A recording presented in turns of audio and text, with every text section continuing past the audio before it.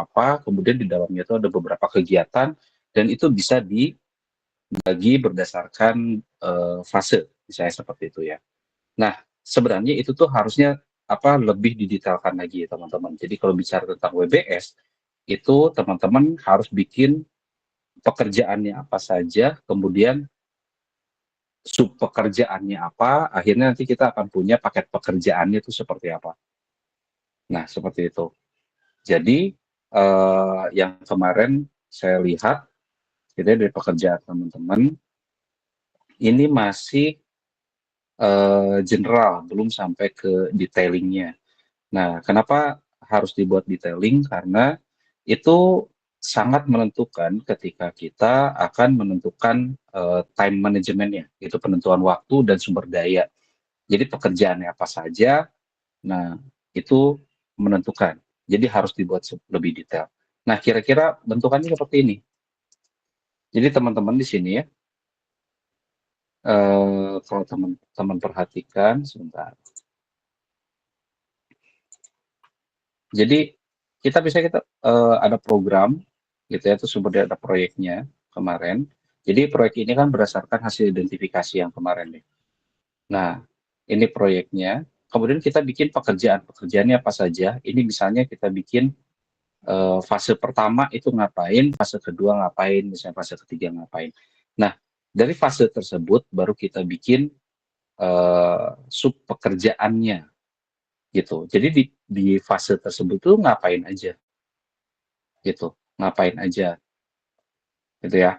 Nah, nanti kita bikin lagi ke bawahnya lagi, apa lagi gitu ya, apa detailingnya. Contoh misalnya kayak gini. Misal nih, proyeknya adalah kita akan bikin yang paling gampang lah, misalnya teman-teman kerja kelompok, bikin laporan TA misalnya gitu ya, bikin buku TA. Nah, ketika teman-teman mau bikin TA misalnya gitu, bikin TA, maka kita di sini proyeknya adalah proyek penyusunan dokumen TA, misalnya kayak gitu ya. Nah, kemudian pekerjaannya ngapain aja untuk penyusunan?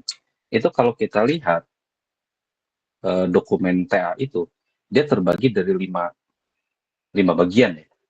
5 bagian, yang pertama misalnya latar belakang, kemudian landasan teori, yang ketiga itu model konseptual, kemudian yang keempat itu adalah analisis dan pembahasan, misalnya yang kelima itu misalnya kesimpulan. Oke, maka itu adalah 5 fase yang harus kita lakukan. Misalnya untuk bab 1, kita tulis di sini adalah penyusunan bab 1, misalnya tas 1 ya. Tas satunya adalah penyusunan bab 1. Apa saja? Kan di dalamnya itu ada pendahuluan, identifikasi masalah, dan tujuan dari tugas akhirnya teman-teman. Maka untuk latar belakang berarti subtextnya kita harus ngapain? Penentuan latar belakang kita harus melakukan prasurvei gitu. Nanti prasurvei kerjanya apa lagi? Kita bagi lagi misalnya di sini. Atau saya tulis aja ya. Nah, misalnya di sini tas satunya kita bikin untuk bab 1 misalnya gitu ya. Ini bab 1. Nah, bab 1 tuh ngapain aja? Di dalamnya itu ada latar belakang.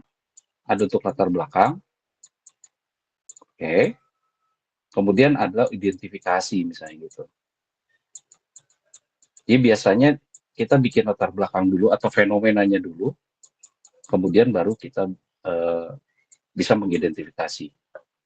Nah, di latar belakang, maka kita butuh apa? Butuh data awal. Nah, cara cari data awal gimana? Misalnya seperti yang kemarin teman-teman sudah lakukan untuk latar belakang, maka kita akan lakukan yang namanya pengambilan data. Nih, data, misalnya pengambilan data. Data awal. Apa saja data awalnya? Akan kita breakdown lagi. Ke bawahnya lagi. Pekerjaannya, misalnya kita observasi, terus wawancara ya. Kemudian berikutnya adalah misalnya kita akan survei sedikit lah untuk mengetahui sebenarnya titik permasalahan di mana. Oke, terus pekerjaan berikutnya setelah data kita punya, kita akan analisis kan gitu. Nah, analisis. Setelah dianalisis, analisis itu ngapain aja? Misalnya brainstorming gitu ya. Terus misalnya teman-teman bikin yang namanya mind map gitu kan. Nah, dari sini baru kita tahu identifikasi permasalahan ini seperti apa. Baru kita akan masuk, latar belakang sudah terpenuhi karena kita sudah tahu data-data awalnya, masalah-masalah awalnya based on data, based on teori. Akhirnya kita masuk ke task yang kedua, yaitu identifikasi. Jadi titik permasalahan sebenarnya di mana, kan gitu. Baru kita identifikasi. Nanti identifikasi itu kita akan bagi lagi. Misalnya identifikasi, misalnya kita mengidentifikasi misalnya dengan cara diurutkan, misalnya sebenarnya permasalahan yang selalu terjadi seperti apa, kemudian berdasarkan dari mind map gitu ya. Di sini ada analisis lagi, analisis permasalahan, dan selanjutnya baru kita identifikasi titik permasalahan di mana. Nah, dari sana berarti kan latar belakang beres, identifikasi permasalahan beres, maka tujuan, manfaat gitu ya, kalau itu kan tambahannya ya, maka itu akan selesai pekerjaan pertama, bab 1. Nah, untuk bab 2 seperti apa? Itu akan kita breakdown lagi ke bawah. Nah, jadi WBS itu teman-teman sebenarnya bentukannya itu harusnya seperti itu. Kenapa? Karena ini akan menentukan kira-kira kita butuh waktu berapa lama. Gitu ya. Jadi nanti yang akan kita bahas itu di minggu ini ya, di minggu ini di hari Jumat sama Sabtu itu kita akan bahas tentang kebutuhan sumber daya dan kebutuhan waktunya seperti apa. Gitu. Makanya pekerjaannya harus dibuat detail. Kayak gitu. Oke. Oke ya, kira-kira ini nanti kita akan diskusi lebih detailnya itu in class aja. Nah, selanjutnya setelah WBS dibikin, nah kita akan bikin yang namanya jadwal proyek gitu. Nah, kenapa sih jadwal proyek ini harus dibikin? Karena biasanya ketika jadwal proyeknya ini kita nggak bikin gitu ya, ini biasanya akan memunculkan konflik gitu. Contohnya misalnya gini, ketika teman-teman kerja kelompok tidak bikin jadwal kira-kira deadline pekerjaan ini kapan, hari ini ngerjain apa, misalnya gitu ya, dibikin gitu breakdown-nya, pekerjaannya, kemudian pembagian tugasnya seperti apa. Nah, kalau misalnya tidak ada penjadwalan proyek, pembagian sumber daya juga, akhirnya apa? Biasanya akan terjadi konflik. Konfliknya misalnya gini, si A ngerjain bab 1, si B ngerjain bab 2, si C ngerjain bab 3, gitu ya. Nah, apakah bisa dikerjain bareng-bareng? Kan enggak sebenarnya. Kenapa? Karena bab 2 itu tergantung dari, misalnya landasan teori, itu tergantung dari sebenarnya permasalahan kita di mana. Maka kita akan gunakan teori-teori yang sesuai dengan permasalahan yang kita temukan. Nggak bisa asal masukin teori, kecuali teori-teori umum. Oke lah, tapi kalau teori yang detail, itu kan harus kita menunggu sebenarnya identifikasinya sudah beres dulu. Terus metode juga harus kita bisa kerjakan setelah apa? Setelah kita tahu permasalahannya apa. Jadi kalau permasalahannya udah tahu, baru kita bisa tentukan metode untuk menyelesaikan permasalahan tersebut seperti apa. Jadi kalau identifikasinya masih belum selesai, maka metode untuk penyelesaiannya tidak akan selesai. Tidak akan bisa di breakdown. Makanya akan terjadi konflik. Satu. Terus yang kedua, misalnya ada pembagian tugas. Nah, sudah ada pembagian tugas, tapi misalnya satu telat. Ya, misalnya udah bagi-bagi nih. Misalnya kayak di organisasi, kamu bagian danus, kamu bagian seksi acara, kamu bagian logistik misalnya kayak gitu. Nah, itu sudah bagi-bagi tugas, udah bagi-bagi deadline. Ketika jadwalnya tidak dibuat, gitu ya, timeline-nya tidak dibuat, maka apa yang terjadi? Misalnya nih, bagian acara itu sudah menyusun rancangan acara, tapi bagian danus ternyata tidak bikin timeline kapan mereka harus cari sponsor segala macam, dan alhasil apa? Ketika sudah mendekati hari H, dana masih belum terkumpul. Bagian logistik nggak bisa belanja. Makanya akan terjadi konflik di sana, gitu. Dan kenapa itu begitu penting? Karena waktu itu dia tidak fleksibel. Sekalinya kelewat, selesai, tidak akan bisa diulang. Gitu. Kalau uang masih bisa dicari, sumber daya masih bisa dicari, tapi kalau masalah waktu, sekalinya kelewat, ya sudah, itu tidak akan bisa diulang. Jadi pentingnya jadwal dalam proyek, gitu ya, seperti itu. Nah, kemudian nih penyebab konflik yang bisa terjadi. Yang pertama itu adalah individual work style. Jadi setiap orang itu gaya kerjanya itu beda-beda. Ada yang senang nyicil dari awal, ada yang senang ditumpukin di akhir, gitu ya. Ada yang senangnya adalah komentar doang tapi nggak kerja. Ya artinya dia tuh konsep jago, tapi kalau eksekusi nggak jago. Ada yang dia nggak jago ngekonsep tapi jago eksekusi.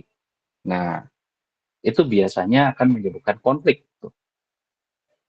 Ya mungkin teman-teman juga sering ngerasain ya kalau kerja kelompok itu biasanya seperti apa. Biasanya individual work style ini yang ujungnya menyebabkan konflik.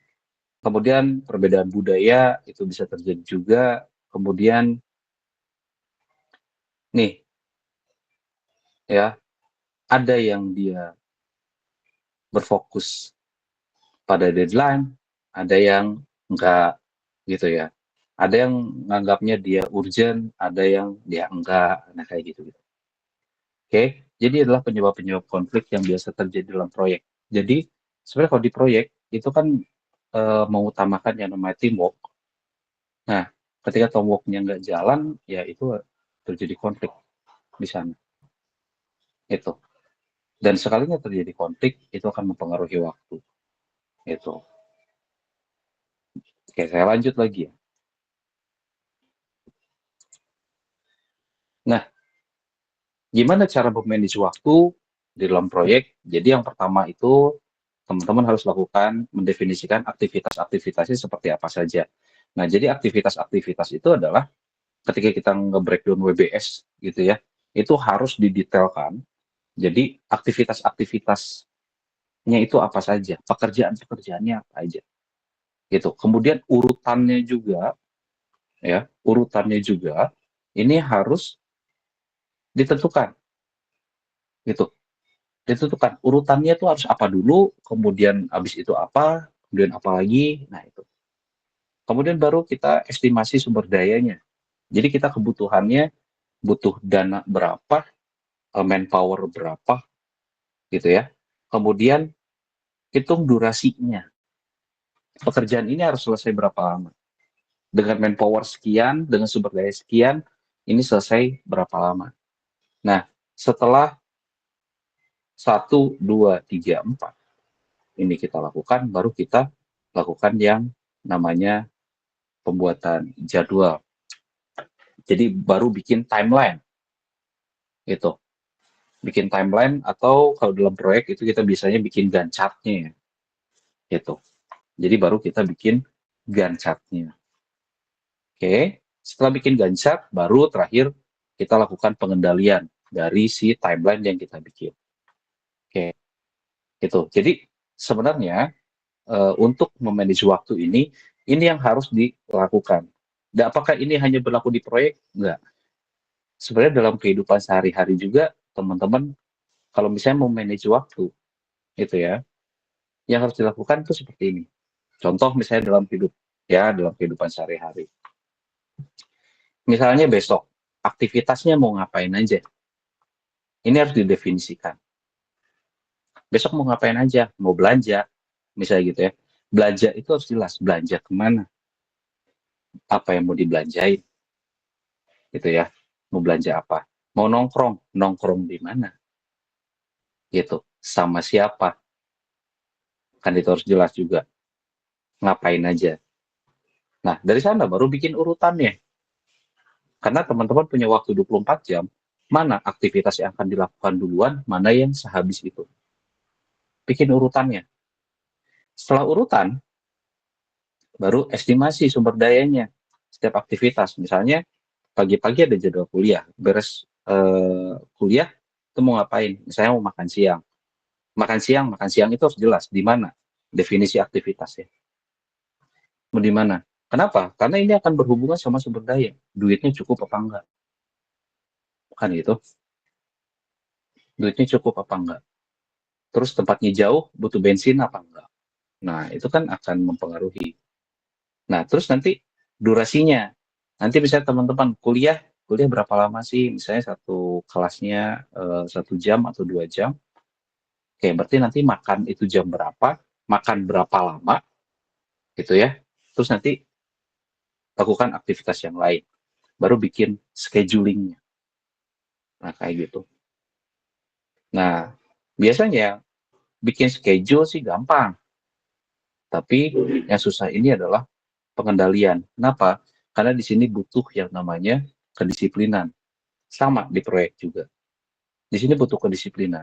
Artinya, setiap orang atau siapapun yang terikat dengan jadwal tersebut, mereka harus komitmen dengan jadwal yang sudah dibuat.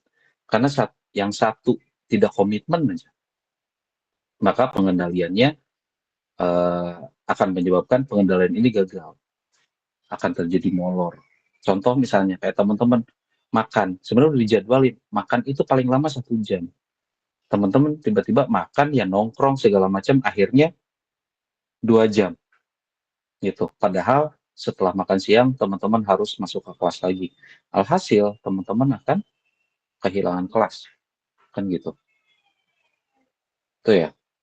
Nah, seperti itu. Oke. Nah, apa itu aktivitas? Nah, ini aktivitas ini adalah pengembangan WBS yang lebih rinci, gitu ya, dan penjelasan yang mendukung pengertian tentang bagaimana pekerjaan akan dilakukan. Ya, definisi aktivitasnya. Kemudian, apa saja yang harus ada dalam aktivitas, yaitu durasi, biaya, sama sumber daya. Gitu. Jadi nanti teman-teman tugas yang WBS-nya silahkan direvisi, nanti saya openkan lagi, silahkan nanti diperbaiki ya. Nanti kita di in-class nanti kita bisa saling diskusi satu sama lain, apakah sudah sesuai atau belum, atau misalnya ada kendala, gitu ya. Oke, nah kemudian setiap aktivitas itu harus ada atributnya. Jadi atributnya berupa nama aktivitasnya apa, identitas aktivitasnya, atau nomor aktivitas berapa, gitu ya. Kemudian deskripsi singkat aktivitas. Jadi nama aktivitasnya misalnya apa? Mandi, misalnya gitu. Itu nomor aktivitas keberapa? Misalnya nomor 1. Deskripsi singkat aktivitasnya gimana? Misalnya mandi, eh, mandinya seperti apa? Misalnya mandi eh, pakai sabun, keramas, sikat gigi. Nah, itu deskripsi singkat aktivitasnya. Itu. Jadi,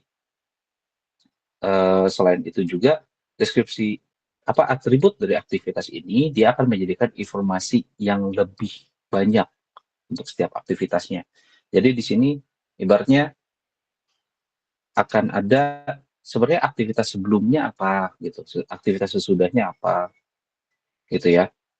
Kebutuhan sumber dayanya gimana, hambatannya gimana, kapan dimulai, kapan selesai, nah, kayak gitu-gitu. Itu ya. Ini untuk yang aktivitas dan atributnya.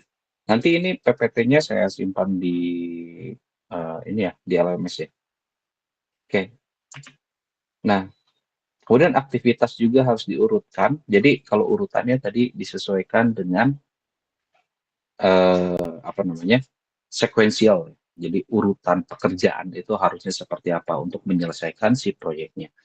Nah, kenapa harus diurutkan?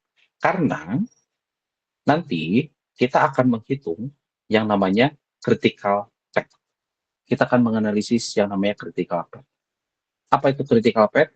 Critical path itu adalah mana saja aktivitas atau pekerjaan-pekerjaan yang ibaratnya tidak boleh terlambat.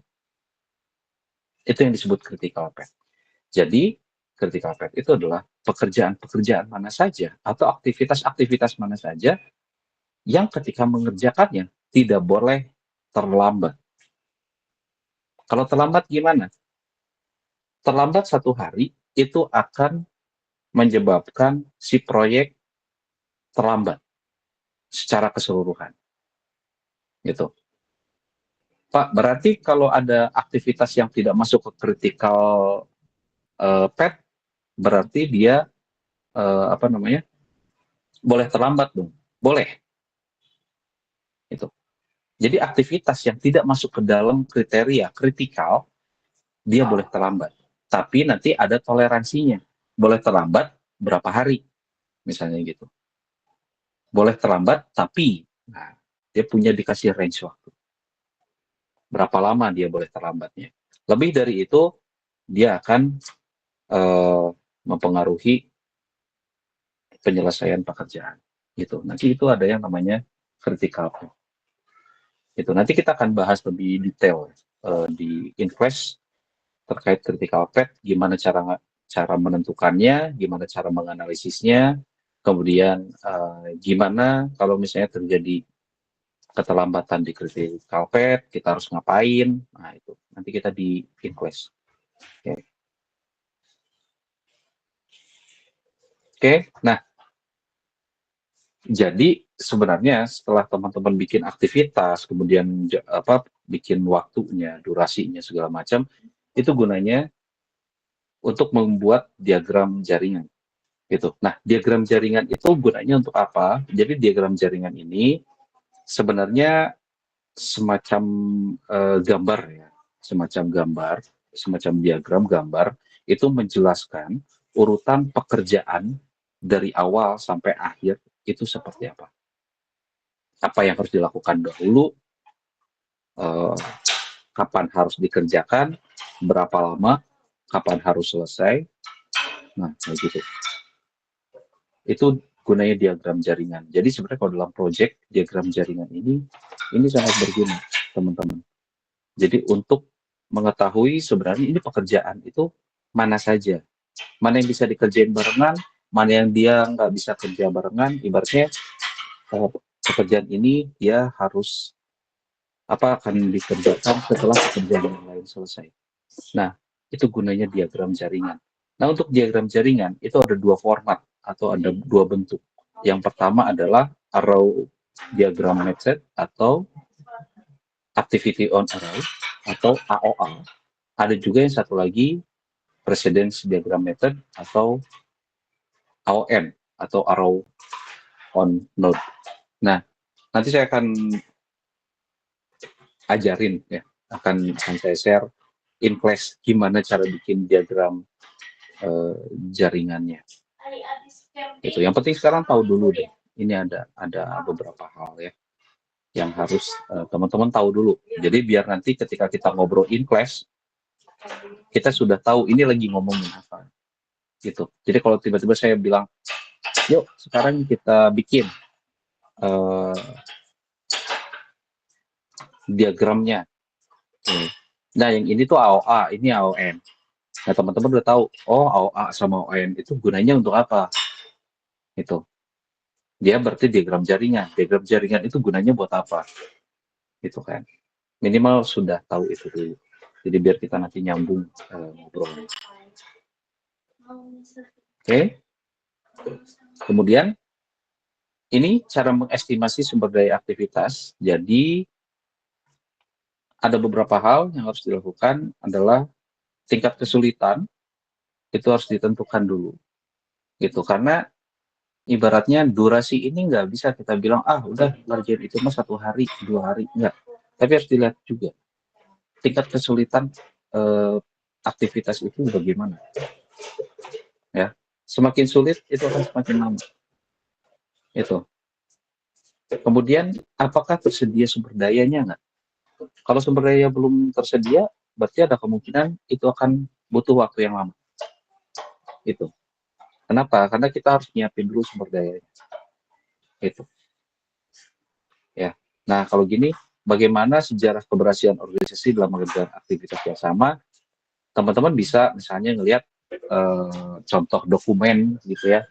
Biasanya pekerjaan A itu dikerjakan berapa lama. Misalnya ada yang pernah mengerjakan itu, nah itu bisa juga dijadikan referensi dalam menentukan sumber daya aktivitasnya. Nah, kayak gitu. Oke. Kemudian ada juga estimasi durasi aktivitas ya. Nah, kalau durasi berarti kan berapa lama kan kita kerjakan. Nah, gitu. Jadi hampir sama kayak bikin sumber daya yang tadi ya. Gitu. Nah, di sini ada effort, ada durasi, ada effort. Jadi kalau durasi itu adalah jumlah waktu aktual untuk mengerjakan aktivitas, gitu ya, ditambah waktu yang hilang atau elapsed time. Jadi misalnya durasi makan berapa lama? 1 jam, misalnya gitu. Nah kalau effort itu adalah jam kerja. Misalnya teman-teman dalam 1 hari itu jam kerjanya misalnya 8 jam. Nah 8 jam ini itu disebut sebagai effort, gitu ya. Kalau durasi artinya dalam 8 jam itu aktivitasnya ngapain aja. Masing-masing aktivitas itu ada yang namanya durasi aktivitas. Itu ya, mudah-mudahan bisa dipahami. Ada effort, ada yang namanya durasi. Itu sesuatu yang berbeda. Oke, sampai sini ada pertanyaan nggak?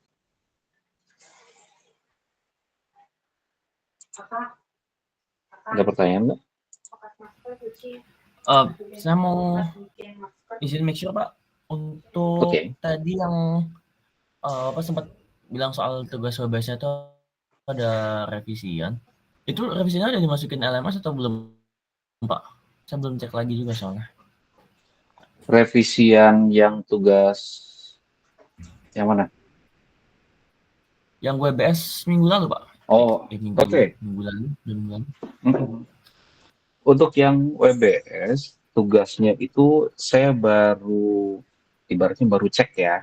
Ibaratnya belum belum saya kasih komen gitu. Belum saya kasih komen, tapi memang setelah saya perhatikan semua, tadinya mau saya komen tapi ternyata komenannya sama semua gitu. Jadi saya bilang ini untuk WBS-nya yang teman-teman bikin ini belum detail. Kasarnya gitu. Belum detail. Belum sampai ke breakdown yang benar-benar task activity-nya gitu. Jadi perlu dilakukan breakdown ulang gitu. Jadi tadinya mau saya bikin komen satu-satu, tapi apa namanya ya komenannya sama. Jadi mending saya in place aja. Nah ibaratnya belum sampai ke sedetail ini sampai ke bawah. Rata-rata tuh baru sampai ke ini fasenya. Habis gitu bikin subtext di sini aja gitu. Baru bikin sampai sininya aja. Bahkan ada yang ibaratnya dia baru bikin aktivitas gitu. Ya, belum di breakdown sampai sedetail mungkin gitu. Oke. Itu. Jadi minta di Oke. breakdown lebih detail gitu ya. Oke. Gitu Mas Satria. Oke. Sip. Makasih Pak. Oke, siap. Sama-sama. Oke, ada pertanyaan lainnya?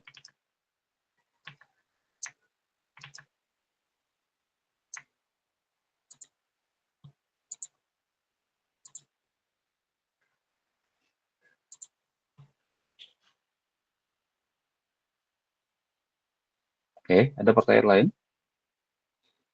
Silahkan kalau mau menanyakan.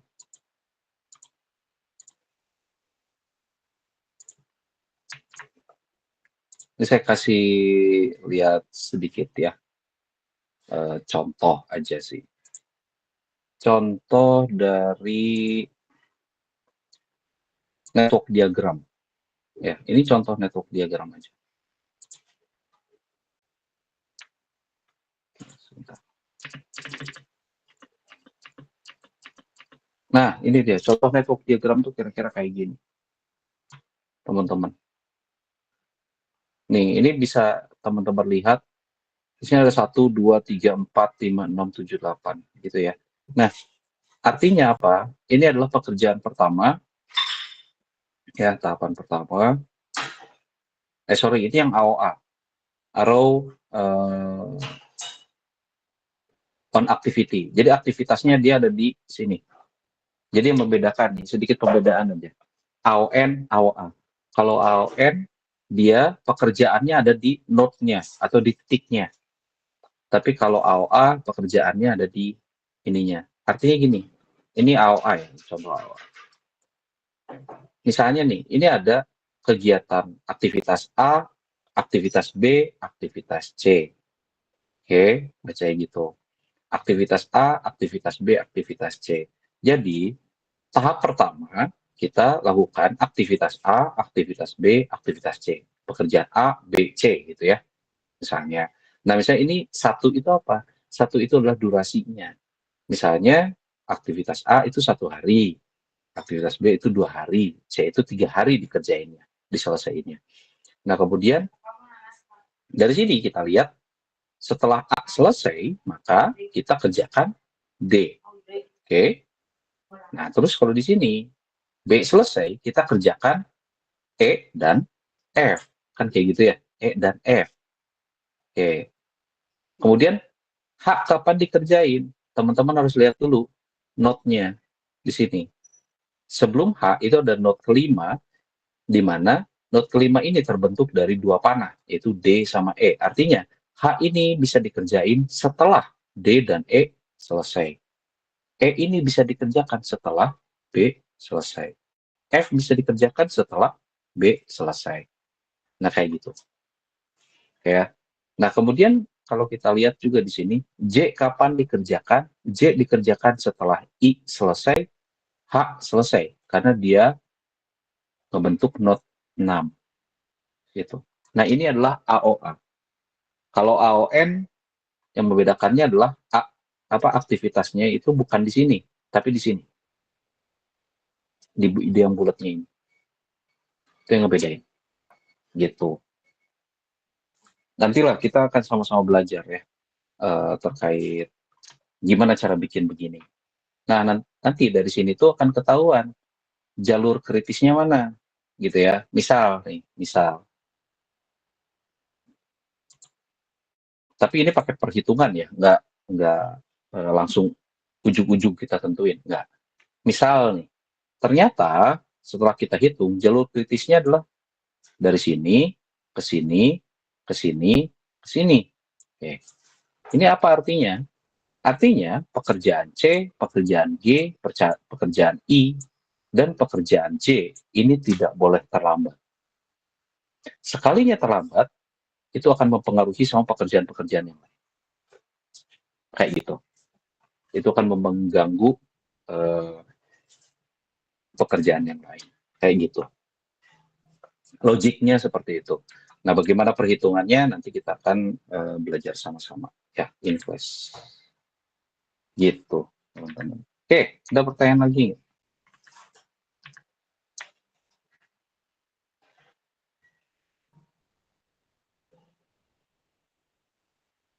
Ada?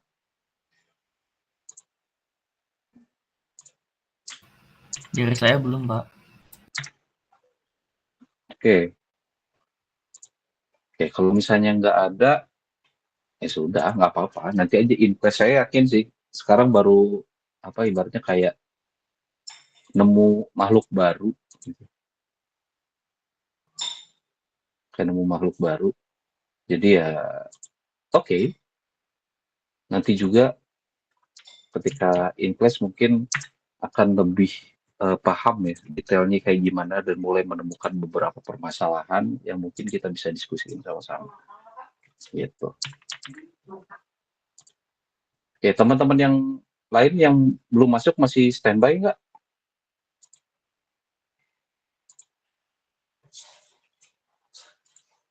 Oke, diinfoin sama teman-teman ini. Oke, saya absen dulu boleh?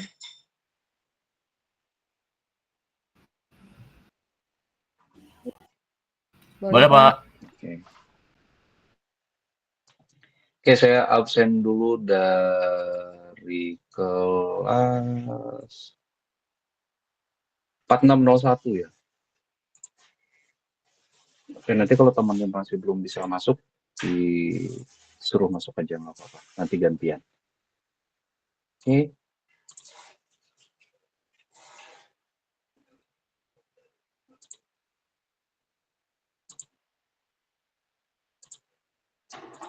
Nah,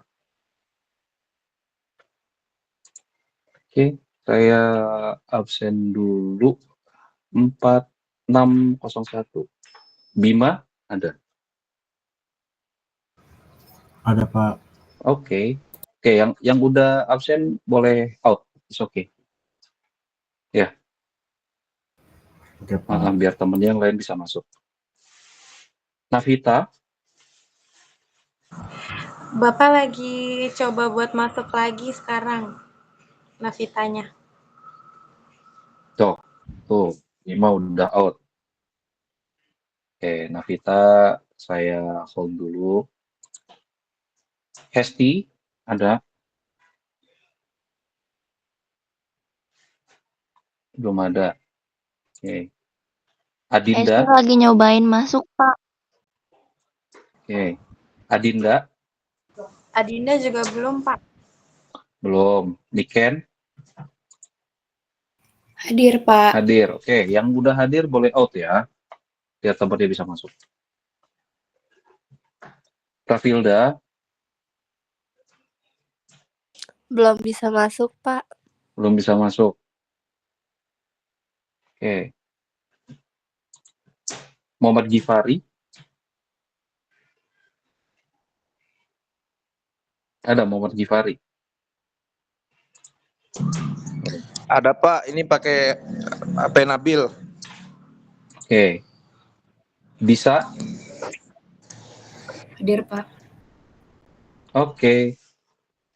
Riza, hadir. Oke.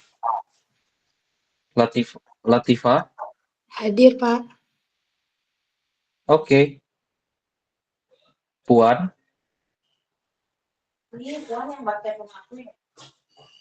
Puan ada Puan. Oke. Hadir, Pak. Kalau dulu. Puan hadir, oke. Maisa, Hadir, Bapak. oke. Nizam, Hadir. oke. Aura Vika, Izin Pak, tadi nggak bisa hadir dianya, orangnya. oh oke. Zidan, Saya Pak, hadir Pak. oke. Ahsanil Ihsan, Hadir, Pak. oke. Rifda, Hadir, Pak. oke. Laila, Laila ada?